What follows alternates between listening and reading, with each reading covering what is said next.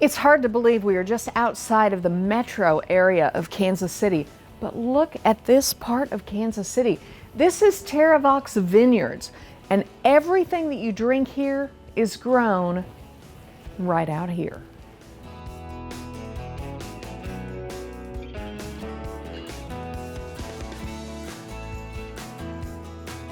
Good morning, Jerry. How are you? I'm fine. How are you? I am great. You know, when I think of Kansas City, I typically think big city. I don't think beautiful rolling hills full of vineyards, but this is a gorgeous place that you have here, and I want to know what got you into the winemaking business. Well, there are two separate questions there. The wine part is coming out of mid-Missouri and the German heritage there, which wine is sort of a mandatory thing. Mandatory. You're not allowed to not be involved in wine. Exactly. So what got us here is discovering the sort of diversity that is kind of untapped in these Native American grapes. The business part is having collected a bunch of these varietals starting in 1996, and by about 2012 we figured we had done enough to figure out how to grow the grapes, so it was time to start making the wine and getting it out there and basically putting the word out. And you are truly an estate winery. Everything you bottle here, you grow here. Right, because no one else seems to grow these grapes. But I know you have a grape down here, Stark Star. Am I right about that? Yes, it was a grape that was actually bred by a Professor Bachman out of Arkansas. Well, that is a new one on me. Arkansas is my home state, so I'm going to go down there and see this grape. Jerry, it's so pretty and lush through here. So this right here, right? This is the Stark Star. It is.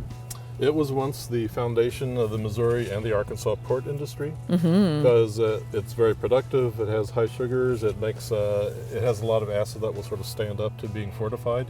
So there's a great deal of experimentation that you do here, which you got to admire that because you're learning all the time. You're becoming more creative, more efficient. Talk about the wine that you make with this particular grape. Do you love it? Usually, because historically it's been made into a port, that's kind of where we'll kind of push this one. What we're doing in the main is trying to figure out what each of these grapes is, so producing them as a single varietal. We have a lot of varietals that people would not have heard of. We have Albania, we have Hidalgo, we have Wetumpka, those are some of the white grapes. There's a Lamanto, Lenore, Herbamont. Some of these, most of these grapes, I think we're the only commercial winery sort of producing them.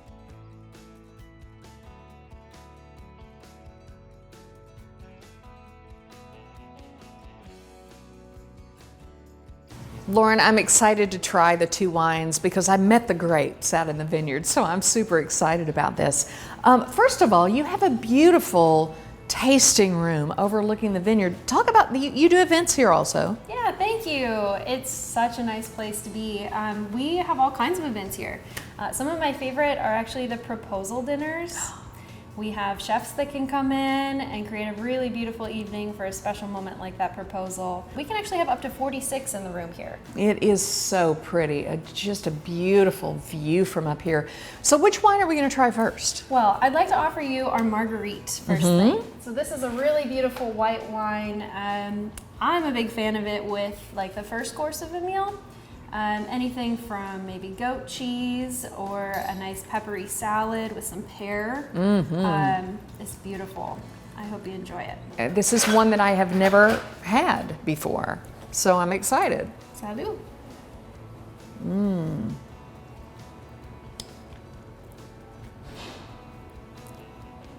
Very tasty.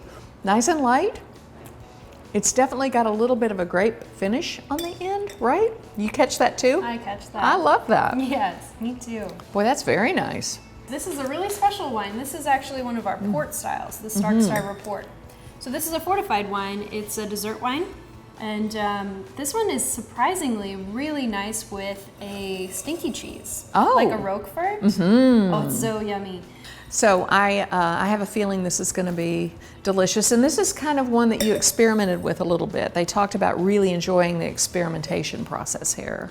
Yes, we do a lot of experimentation here as we're really writing the book on what the wines should taste like. A lot of them just haven't been widely enjoyed for hundreds of years, you know? So we're getting to write the book, and it's so fun to experiment. Salud.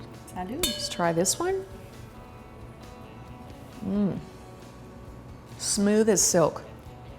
Isn't it smooth? Yes. Very And good. You would think a dessert wine should be like kind of sweet, but it's Kind of round. sweet, just like she said, kinda, Yeah. but not overly at all. By the way, one last question. What does Terravox mean? That's a great question. Thank you, Joy. Terravox means voice of the land. Okay, now it all makes sense to me. When Jean-Louis said, you know, what does the wine say to me? Terravox, I get it. Everything I've had so far speaks very, very well, very succinctly. Thank you so much. Thank you. Cheers to you.